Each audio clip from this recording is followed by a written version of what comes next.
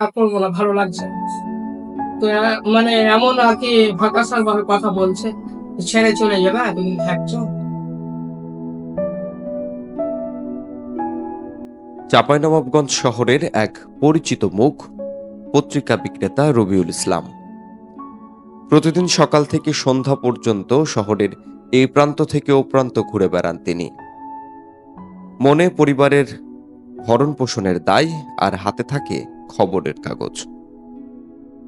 রবিউল ইসলামের আয় দিনে মাত্র ১০০ টাকা, আর সেই টাকায় চলে ৪ জনের সংসার। চাল, ডাল, ওষুধ, ভাড়া সবই এর মধ্যে।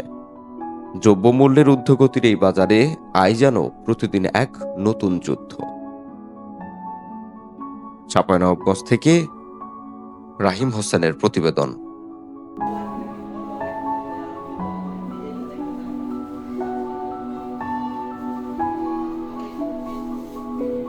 সম্প্রতি দেশের একটি জনপ্রিয় জাতীয় পত্রিকায় রবিউল ইসলামের জীবন সংগ্রাম নিয়ে একটি মানবিক প্রতিবেদন প্রকাশিত হয়। সেই প্রতিবেদন ছুঁয়ে যায় অসংখ্য মানুষের হৃদয়।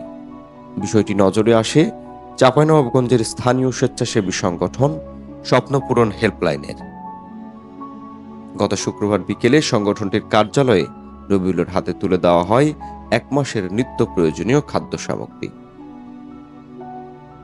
সংগঠনের একজন স্বেচ্ছাসেবী উত্তরভূমিকে বলেন, রবিউল ভাইয়ের কষ্টের খবর পড়ে আমরা মর্মাহত হই।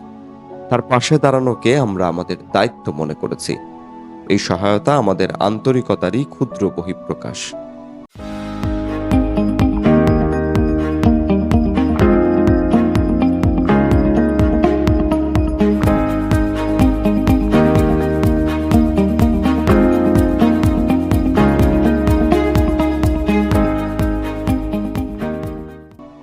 সহানুভূতি আর সচেতনতা, এই দুইয়ের মিলনে বদলে যেতে পারে একটি পরিবার, এমনকি বদলাতে পারে একটি সমাজের চিত্র।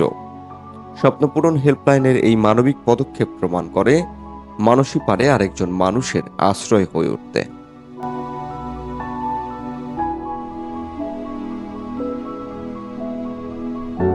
রবিউলের গল্প শুধু তার একার নয়, এটি আমাদের আশপাশে লুকিয়ে থাকা হাজারো মানুষের প্রতিচ্ছবি। আমরা যদি এগিয়ে আসি, বদলে যেতে পারে অনেক গল্পের পরিণতি। উত্তরভূমি, চাঁপাইনবাবগঞ্জ।